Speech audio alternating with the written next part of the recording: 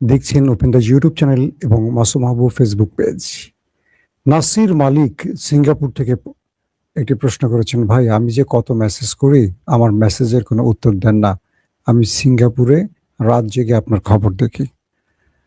ভাই আমি আজকে আপনার মেসেজের উত্তরটি দিলাম, আশা করি আপনি খুশি হয়েছেন, কারণ লাইভের মধ্যে মেসেজগুলো আসলে চোখে পড়ে না, আর যেগুলো আমার চোখে পড়ে আমি চেষ্টা করি অনেকের নাম মাঝে মাঝে উচ্চারণ করি, আবার অনেকে বলেন যে ভাই নাম টাম বলা দরকার নেই, আমরা খবর শুনতে চাই। ভাই আপনারা ওসমান হাদি ভাইকে নিয়ে কিছু বলেন না কেন? ভাই অনেক বলছি ওসমান হাদিকে নিয়ে, বলি না মানে কি, বলছি অনেক। এখন আন্তর্জাতিক খবরের মধ্যে তো ওসমান হাদিকে টেনে আনতে পারি না, বাট বাংলাদেশের খবর আবার শীঘ্রই করছি।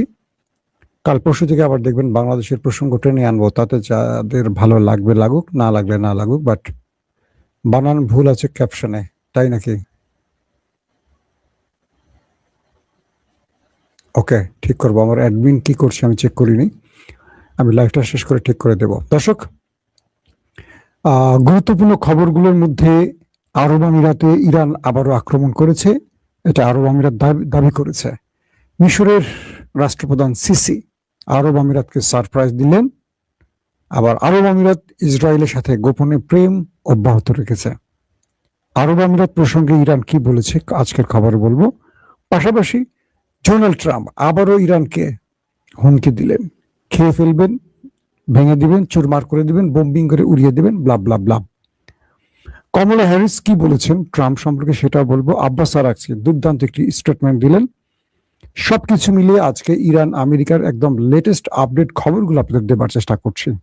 আসেন, মার্কিন প্রেসিডেন্ট ডোনাল্ড ট্রাম্প তিনি ইরানকে আবারও হুমকি দিলেন, বললেন ইরান যদি সমঝোতার পথে না হাঁটে, ইরান পুরো ইরানকে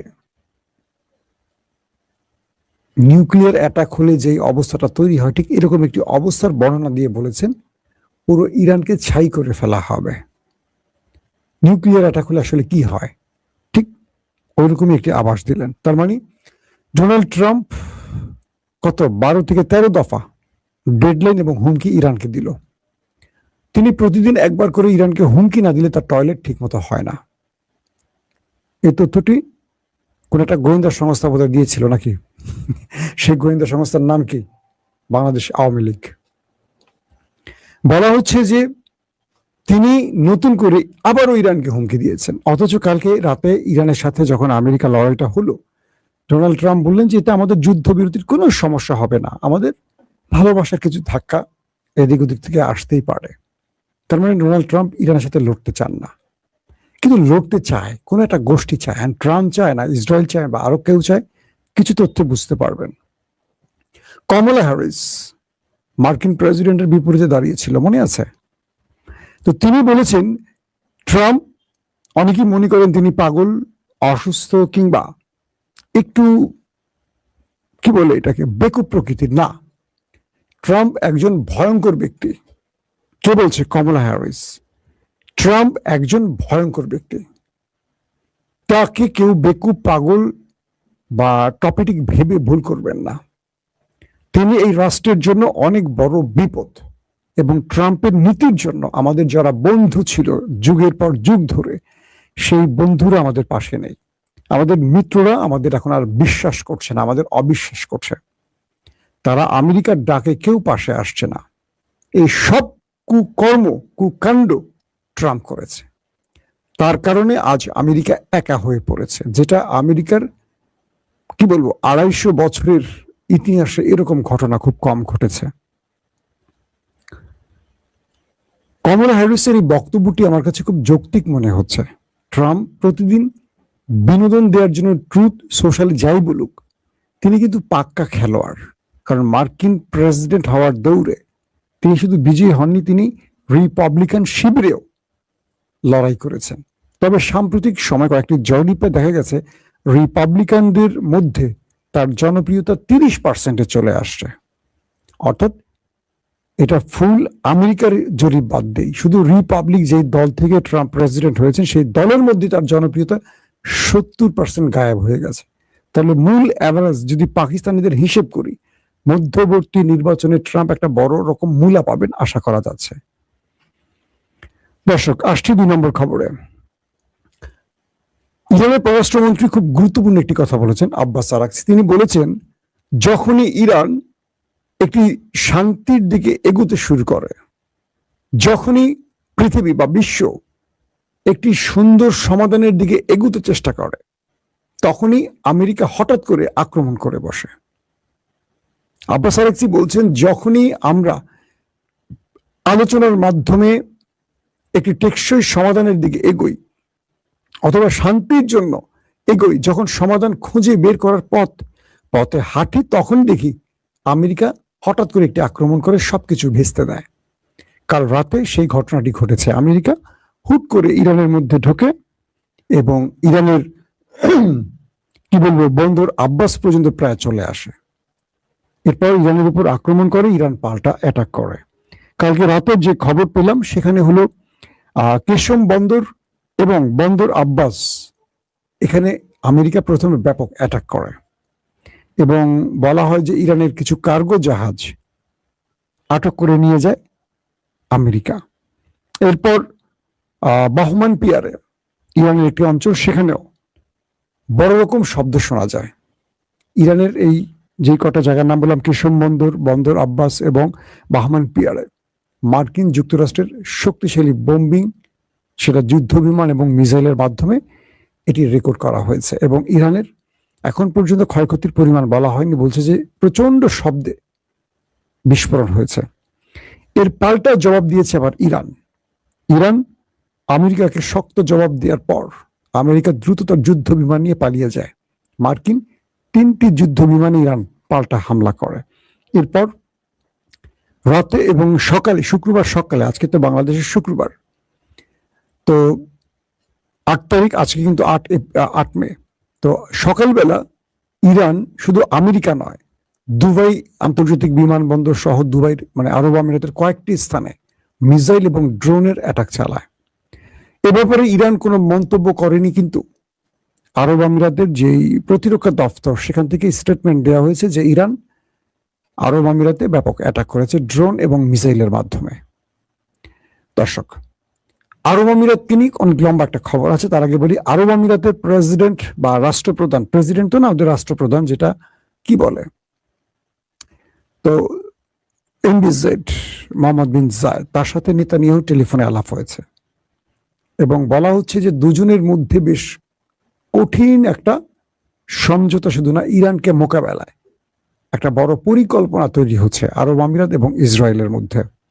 মিশরের president Abdul Fattah al CC, তিনি এসেছিলেন আরব আমিরাতে এবং একটা যুদ্ধ বিমানের বহর নিয়ে এসছেন।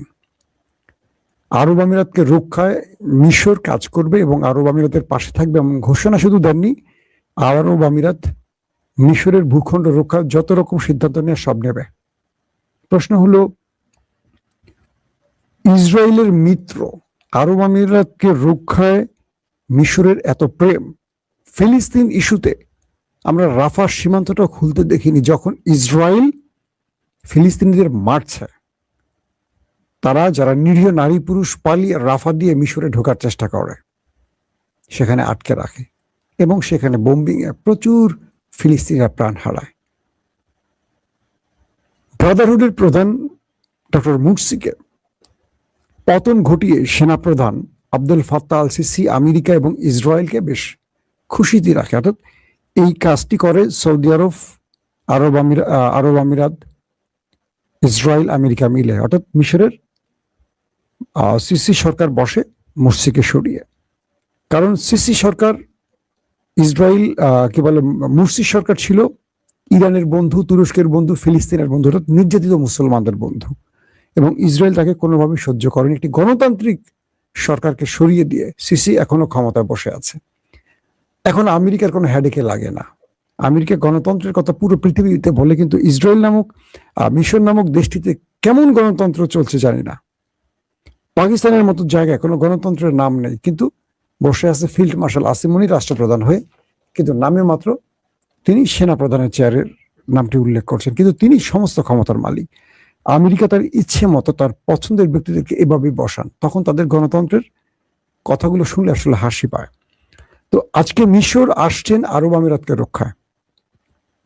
ইরান বলছে আরব আমিরাতকে নিয়ে যে আমাদের প্রতিবেশী যে বিশ্বাসঘাতক আছে, মানে আরবের কয়েকটি রাষ্ট্রের মধ্যে আরব আমিরাতকে উদ্দেশ্য করে বলছে যে আমরা তাদেরকে সতর্ক করতে চাই, তোমার যে বড় আব্বা আমেরিকা সেই পালাবে 2-1 দিনের মধ্যে, আর বাকি যাদের সাথে তুমি গোপনে প্রেম করছো, মানে লটর পটর করছো, তারা সামনে এগোবার সাহস পায় না। তোমাকে সতর্ক করছি, তুমি ইরানকে নিয়ে ষড়যন্ত্র করো না। তোমার দেশ থাকবে, তুমি থাকবে না, তোমার প্রাসাদের ইট কিন্তু খুলে নিয়ে আসবো একটা একটা করে। ইরান বলছে যে বিশ্বাসঘাতক আরবদেরকে সর্বোচ্চ মূল্য দিতে হবে।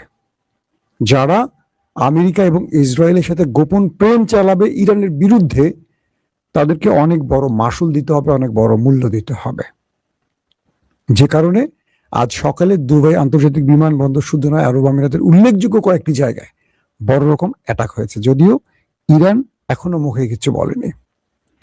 এখন আরব আমিরাত বলছে যে তারা ইন্টারসেপ্ট করেছে, কিন্তু আমরা যে ফুটেজ দেখেছি সেখানে আগুন জ্বলতে দেখেছি। ইন্টারসেপ্ট করলে আগুন ধরার কথা না। অন্যদিকে সৌদি আরব কিছুটা নড়েচড়ে বসছে। সৌদি আরব আমেরিকাকে তার দেশের ঘাঁটি, বিমানবন্দর কোনো কিছু ব্যবহার করতে দেয়নি।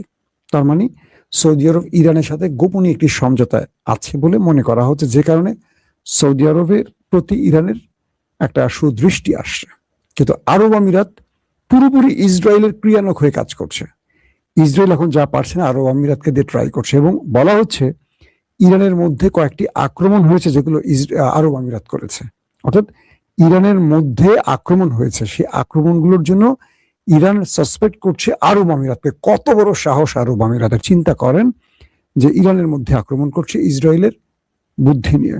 দর্শক, আব্বাস আরাগচি আরো কিছু কথা বলেছেন যে আমরা আমেরিকার সাথে কোনো প্রকার ডিল করব না, যদি ডিল করে যে চুক্তিগুলো দিয়েছি, তবে ইরান এমন ডিল কখনো করবে না যাতে ইরান আমেরিকার কাছে নত হয়, ইরানি জাতি লজ্জিত হয়। আমরা আমেরিকাকে স্মরণ করে দিতে চাই, এমন ডিল ইরান মরে গেলেও করবে না, যাতে ইরানের জাতি তাদের কাছে নত হতে হয় বা লজ্জিত হতে হয়। তার মানে আমেরিকা যত যাই বলুক, ইরান তার সিদ্ধান্তে অটুট আছে, অটুট থাকবে। আমেরিকার ইচ্ছা মতো নড়াচড়া করবে না, এটি কনফার্ম। পাশাপাশি মার্কিন গোয়েন্দা সংস্থা সিআইএ রিপোর্ট দিয়েছে যে ইরানের হাতে এখনো 75% মিসাইল, ড্রোন এবং মোবাইল মিসাইল লঞ্চার অক্ষত আছে। আব্বাস আরাগচি বলছেন এই তথ্যটি সঠিক নয়।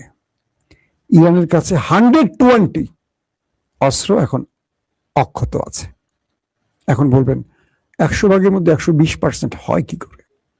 মূলত আব্বাস আরাগচি বোঝাতে চেয়েছেন, আজকের দিনের আমার প্রথম দুটো লাইভে আমি কথাটা আবারও রিপিট করছি, মূলত আব্বাস আরাগচি বোঝাতে চেয়েছেন যে আমেরিকার গোয়েন্দা বাহিনী সিআইএ বলছে 70-75% আছে অক্ষত। বিষয়টা তা না।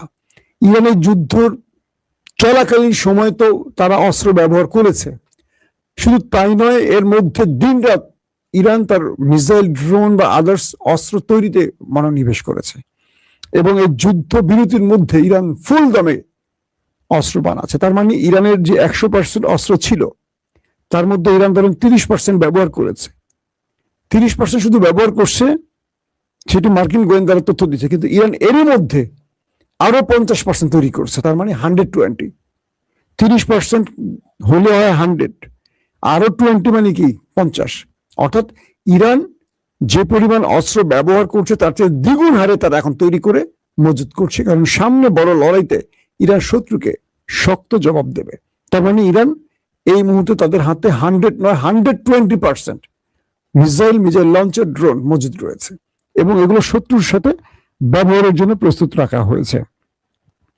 দর্শক, হরমুজে গতকালকে রাতে যা কিছু হয়েছে, এখানে অধিকাংশ ক্ষেত্রে বিশ্লেষকরা বলছেন যে ইরানের লাভটা বেশি হয়েছে, কারণ ইরান আমেরিকা যখন গোপনে প্রবেশের চেষ্টা করে, ইরানের বাহিনী যখন আমেরিকাকে শক্ত জবাব দেয়, মিসাইল এবং ড্রোনের মাধ্যমে হিট করে আমেরিকান যুদ্ধ জাহাজ, এবং আমেরিকা যখন পালিয়ে যায়, তখন আমেরিকার মিত্ররা এটুকু বুঝতে পারছে যে আমেরিকার আশ্বাসে আমরা যদি হরমুজ ত্যাগ করতে যায় ইরানের বিরুদ্ধে দাঁড়িয়ে, তাহলে ইরান কি করতে পারে? আজকে বারবারুসের দুটো জাহাজকে আটকে দিয়েছে আর কি ইরান।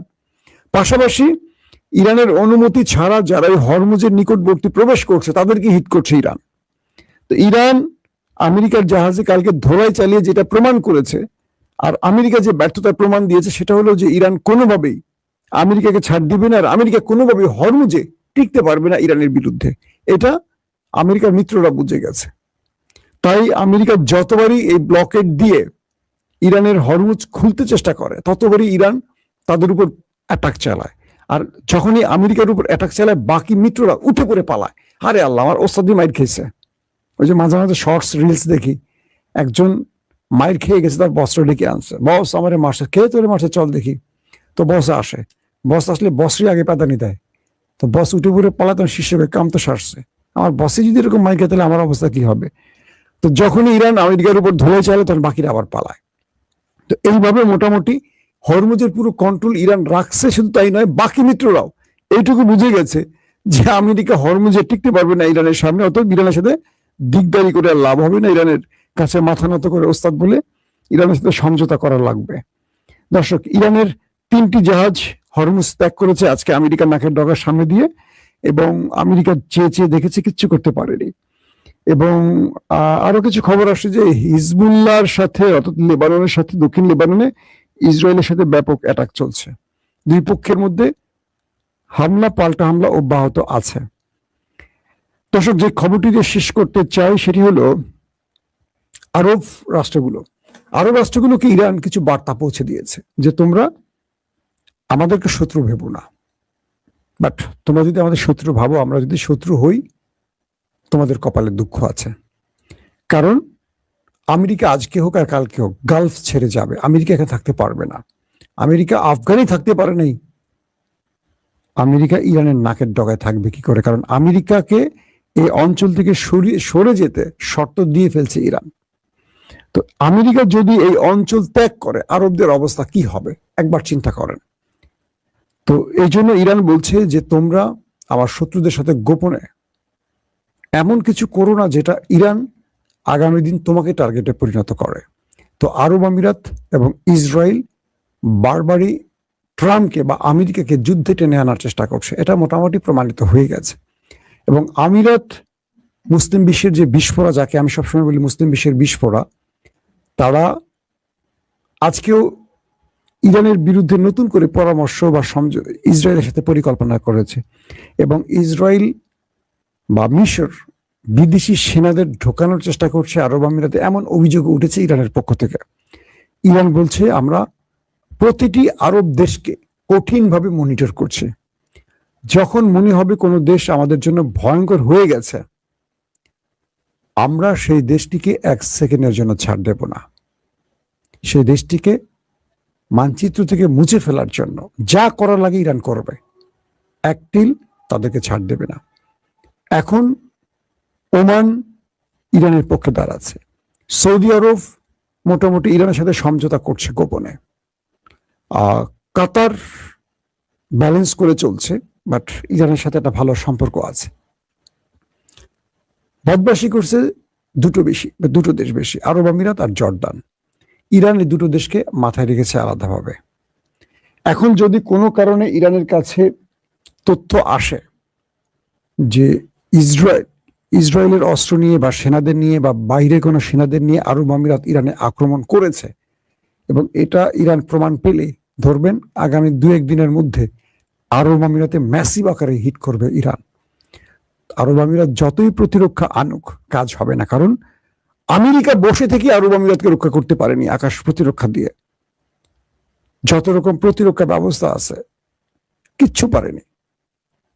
সবচেয়ে বেশি আরব আমিরাতে হিট করেছে ইরান, সবচেয়ে বেশি। এবার যদি কোনো কারণে মিস অ্যাডভেঞ্চার হয়, আরব আমিরাতের বুর্জ খলিফা থাকবে না, খলিফার বাসস্থান থাকবে না, প্রত্যেকটা ইট নড়বড়ে করে ফেলবে ইরান। এই ঘোষণা ইরান দিয়ে ফেলেছে। এখন দেখতে চাই কি হয় আগামী কয়েক ঘন্টার মধ্যে। আর ট্রাম্প যে ইরানকে আবার হুমকি দিয়েছেন, সেই হুমকির বাস্তবায়ন কিভাবে হয় সেটি আমরা দেখার অপেক্ষা আছি। প্রত্যেকে ভালো থাকবেন।